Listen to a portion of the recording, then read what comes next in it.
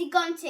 Is he in the garden? No! Where could he possibly be? Maybe a treat can lure him to me. Ew! This sausage smells so bad. At least Billy loves them. Billy, Billy, I have something for you. Bed is empty. His toy is still here. Squeak, squeak. He is always takes his toy everywhere with him. Always squeaking. Mummy, Mummy, I have a treat for Billy, but I can't find him. He's on the mantelpiece. What is he doing there? Ah, come on, I can reach. Mummy picks me up and I place the sausage on the mantelpiece. Mummy says he'll have his treats here now.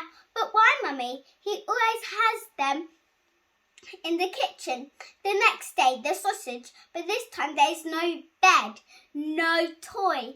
Mummy, where's Billy's things? Mummy said they were gone. He does not need them anymore. Trotting along with a treat in hand, going to the normal spot on the mantelpiece. Mummy says, this is the last sausage Billy wants, but they're his favourites. The next day, there's no sausages, no bed, no toys. How is Billy going to have his favourite treat?